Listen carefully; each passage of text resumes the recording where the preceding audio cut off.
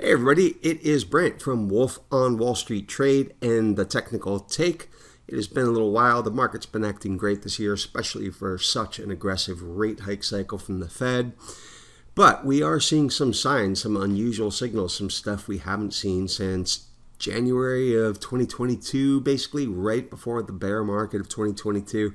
Doesn't mean a bear market's coming, but some unusual stuff, so I figured I would jump on and share those with you. So one of the reasons the market is acting so great is fiscal stimulus. If we look at this chart, what we have is the Fed funds rate in red. These are all of the rate hikes, and this is the pause right here. And over here in the blue line is the Chicago Fed's National Finance or Financial Conditions Index. So it tells you how tight or how loose financial conditions are. Notice that financial conditions are about as loose as they were right before the Fed actually started hiking rates. That's one of the reasons the market is doing so great. Why? The government is printing money like crazy. So I think it's about $1 trillion every 100 days, and that is somewhat offsetting the tightness from the Fed rate hikes. If you're a subscriber of mine, then you know that market breadth is really bad, and it's just the mega caps running the show. This is the S&P 500. This is an equal weight index I created of the Magnificent 7 mega caps. You can see how they have just taken off, especially lately over here. But there's something I want to share with you, a recent change in character, as we call it, because changes in character almost always precede changes in trends.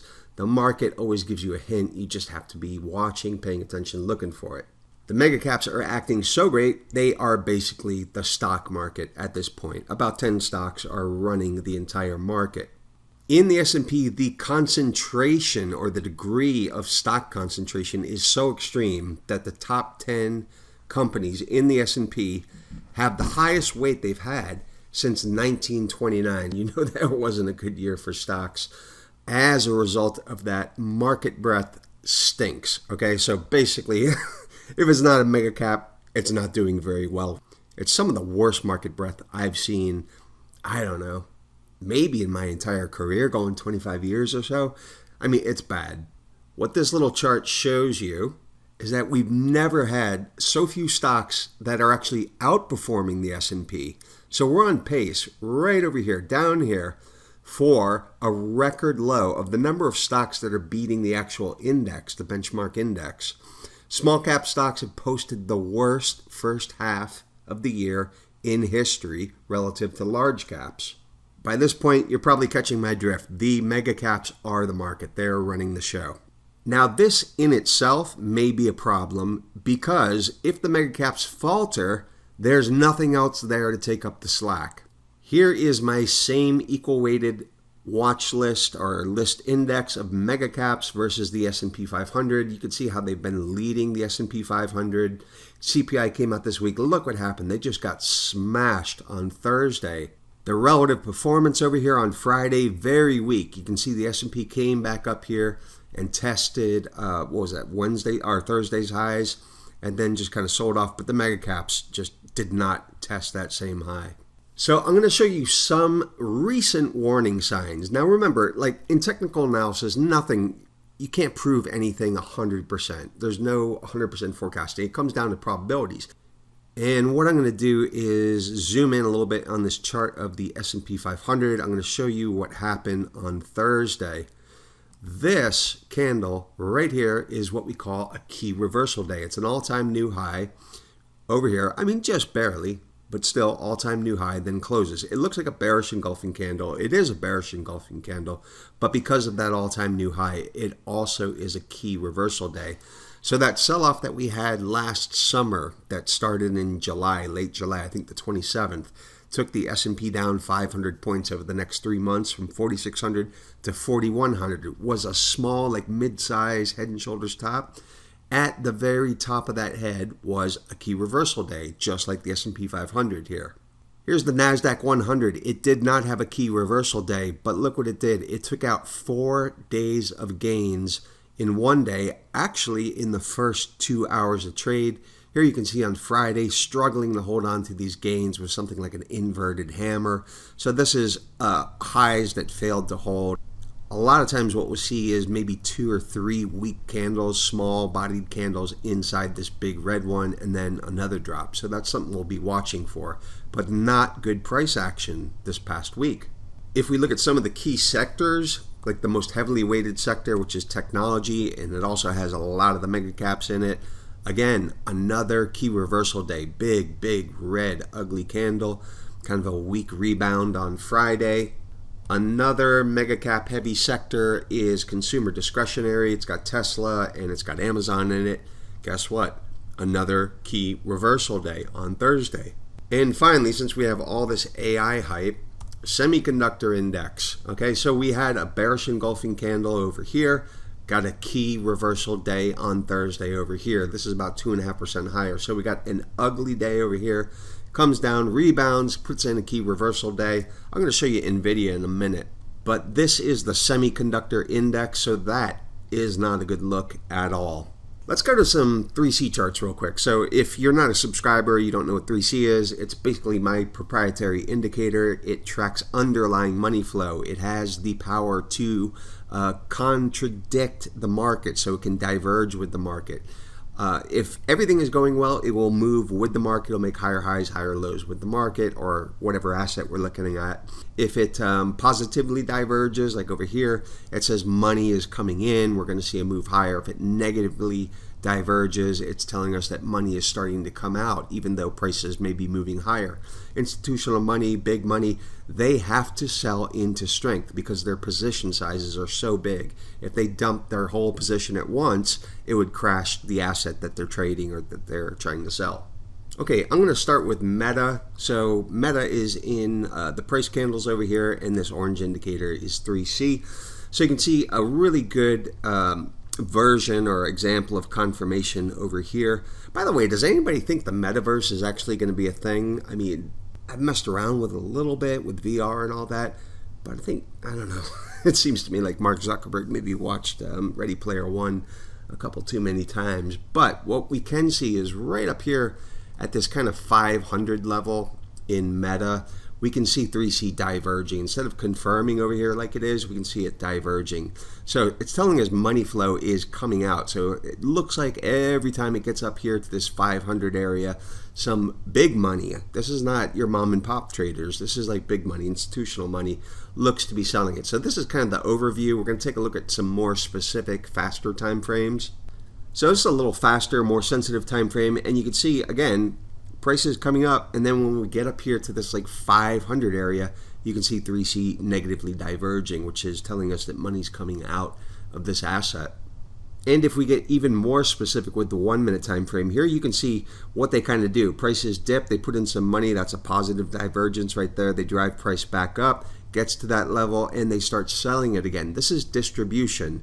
They cannot sell all their position at once. They do it in little chunks. They drive the price up, they dump some, price comes back down, they drive it up again, they dump some more. That's what appears to be happening here in Meta. And why is this important? Again, because the mega caps are running the market. Here's Amazon. This is a 5 minute time frame, so it's kind of a little faster than the last one we just looked at. Not quite the trend of the 15, the first one we looked at on Meta. But here you can see good confirmation. And what it appears to me is July right here. So a lot of times funds will move money around at the turn of the month, the turn of the quarter, the turn of the year. So it looks to me we're coming to July and we're seeing selling over here around the 200 area in Amazon specifically. Here's Microsoft, another good example. Price comes down, a little bit of accumulation, drive price back up. See the same thing here. And it comes up to this about 440 level or so. And what are we seeing? 3C's negatively diverging with it. Now, I have not seen this really happen with most of the mega caps. Apple is an exception a little earlier this year, but I haven't seen it with most of the mega caps. They've been really strong on these 3C charts. So this is something new that's just been happening. It seems like July has been kind of a catalyst of sorts. Here's Alphabet or Google. Again, pretty good 3C confirmation. We come into July, right there is July 1st. And what are we seeing? This negative divergence. 3C is kind of rounding over here while price is going up higher. So again, it seems like July happens to be one of the things that has motivated these guys to start moving money. I think the CPI report, of course, we can see right there, they started selling in pre-market, before the market even opened. And here's the most important stock in the market because of all the AI stuff, and it's a huge mega cap at this point. NVIDIA, again, what are we seeing here? 3C confirming really well, even leading price higher over here. And then we get into kind of like mid-June, we start seeing some selling in this. I think there might be a little head and shoulders forming in here. Seeing this in pretty much all those mega caps that I showed you. There's a couple not yet so much, but all the ones I just showed you, and that's a pretty big chunk of them. In addition to CPI last week, we also kicked off earnings season on Friday with the big banks. As we get into probably I think the third week of earnings season, we get into the mega caps.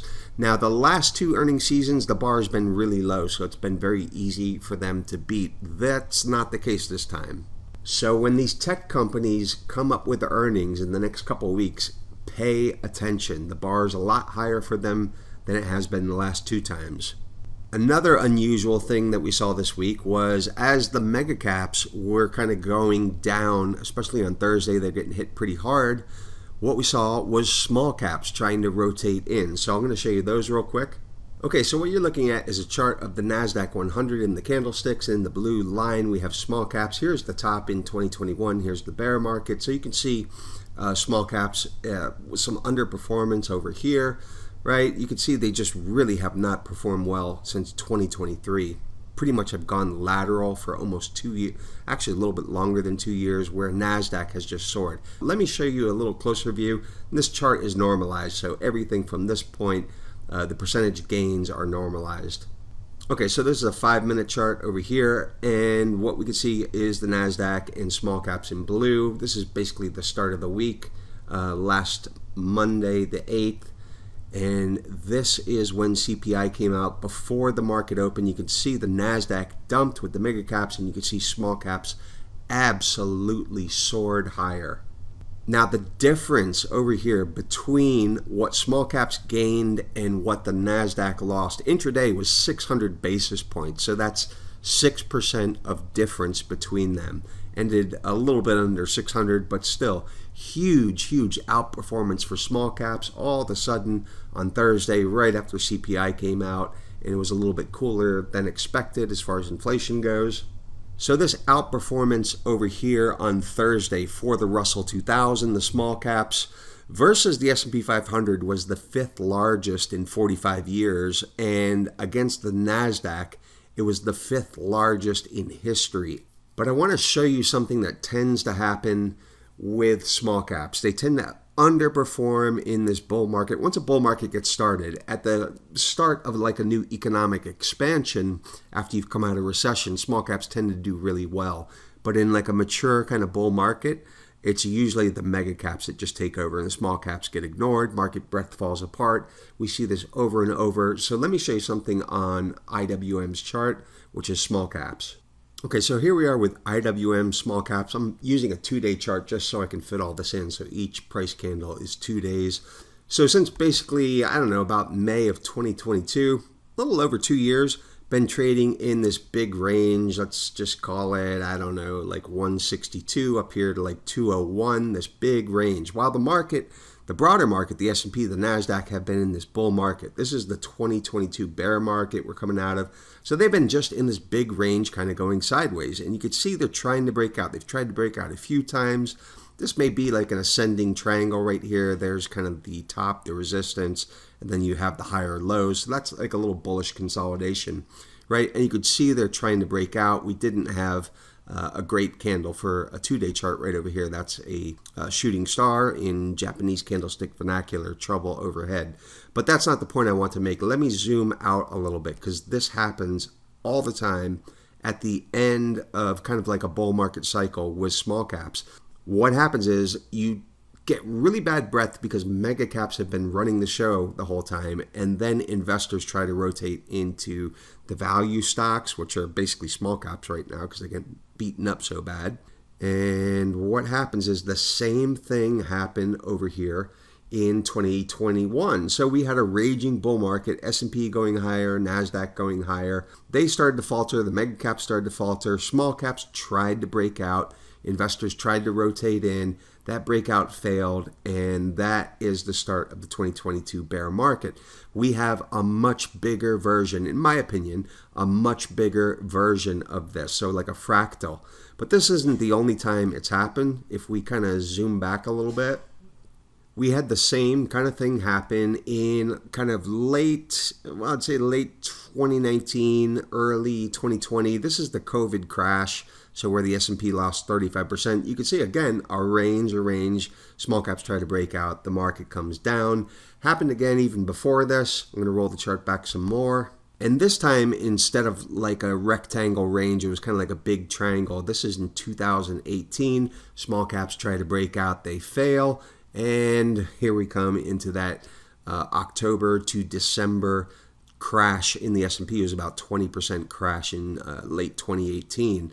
So you see this over and over and over again where market breadth gets really horrible, the mega caps start to falter, everybody tries to rotate into small caps. At the end of an economic cycle, it fails, and that's kind of like your warning signal. So we have kind of the same fractal. There it is in 2019, the COVID crash.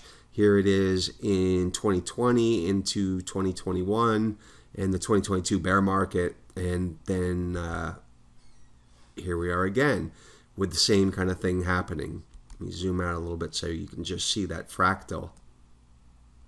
One of the problems I see is that small caps are really driven a lot. This is a one-day chart. They're really driven a lot by short covering. So this is this kind of decline right over here. Remember I talked about last summer we had small head and shoulders in the S&P, in the NASDAQ, in the Dow. It was right here for small caps, and then the S&P lost about 500 points over 3 months. The shorts got so aggressive. They were shorter on my most shorted index. They were the most short since 2018, right? So you had a bunch of shorts in here. The S&P met our measured move at 4,100, and we could see that small caps were putting in a little inverse head and shoulders down here.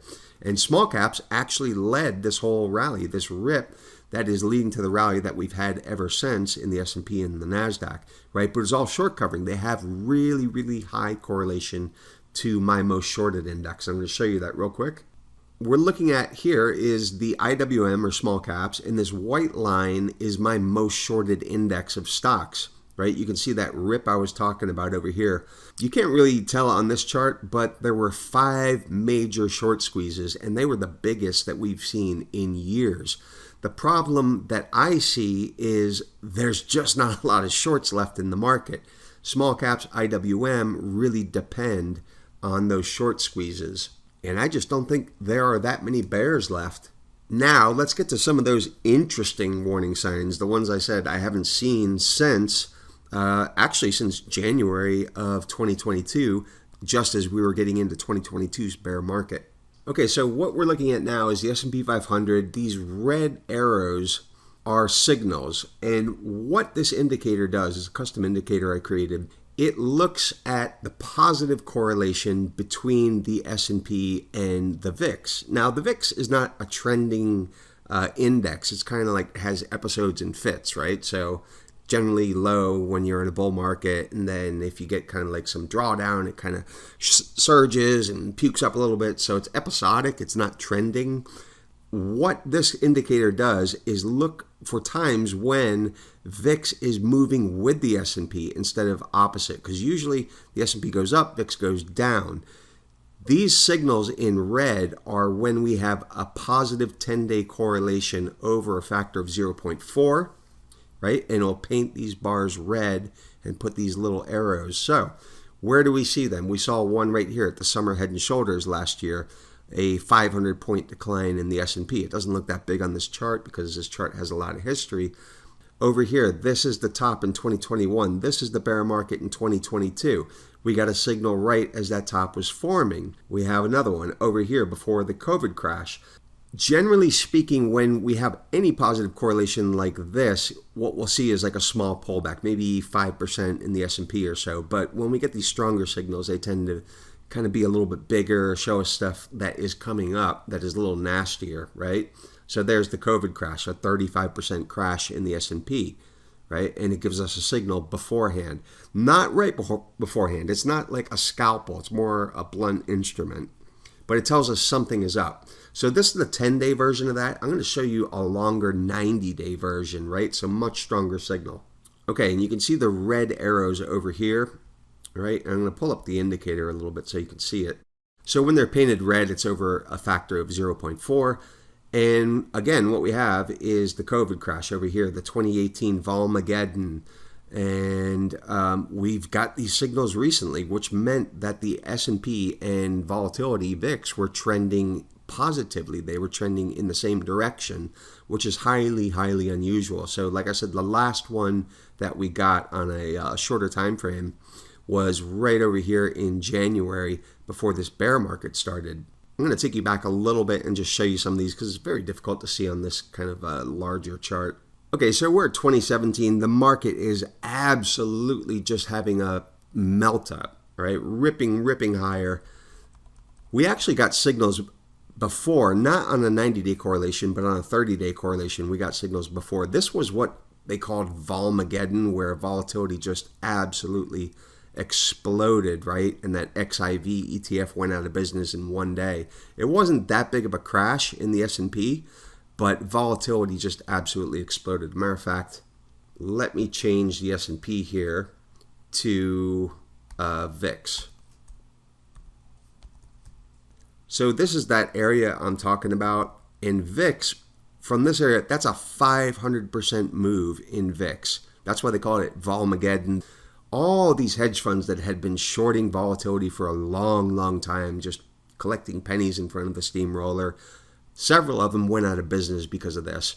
So huge surge in VIX, like a 550% move. Let me bring up the S&P again. I'll show you some other signals.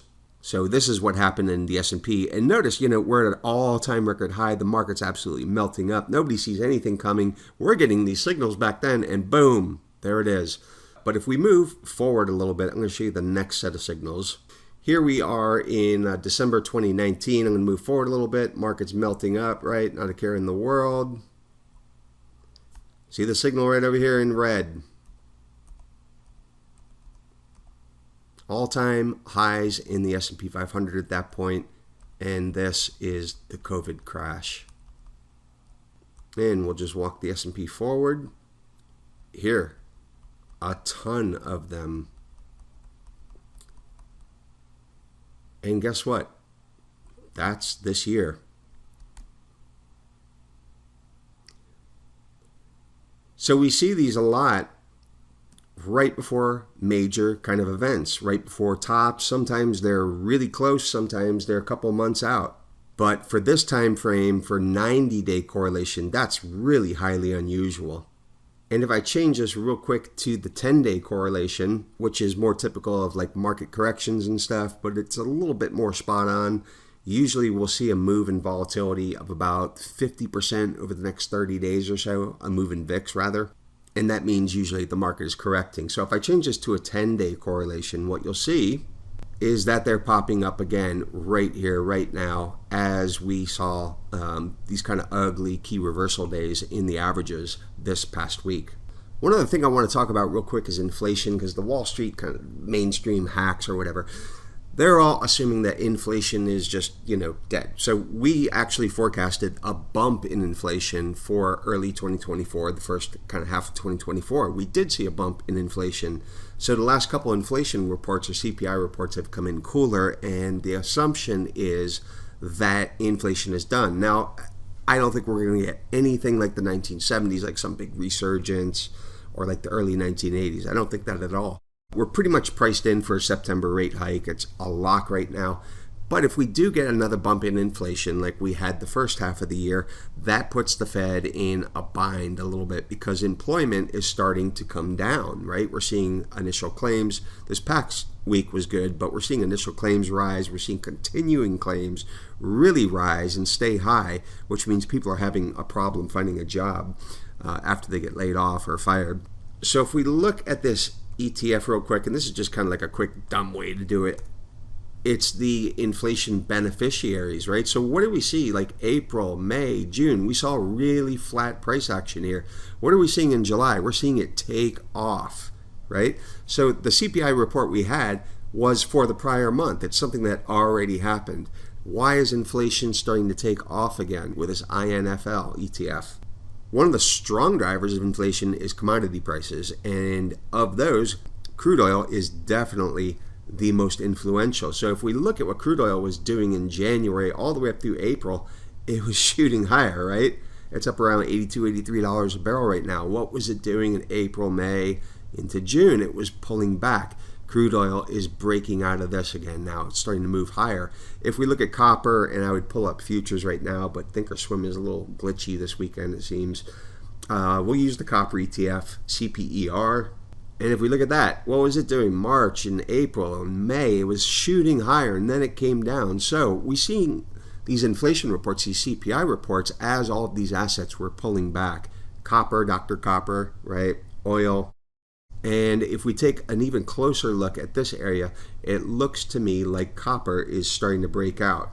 So here's a closer view of that area. We get a run over here. This, to me, looks like a bull flag getting ready to break out higher. So again, copper, this little bull flag, it looks like it's about ready to break out higher, like crude oil is starting to do now. So I think that is why, in part, we're seeing this inflation ETF start to take off again. So I would not say, hey, inflation is done, we're completely over it, and the Fed has a clear path to cutting rates.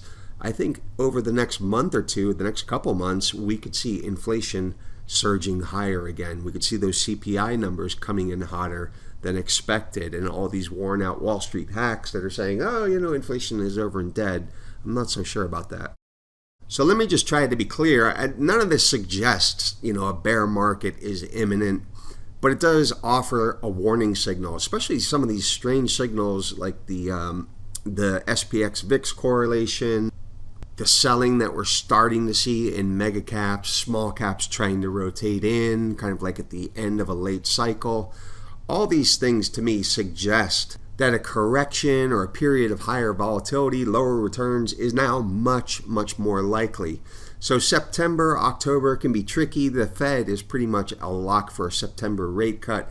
The Fed always cuts rates into a recession.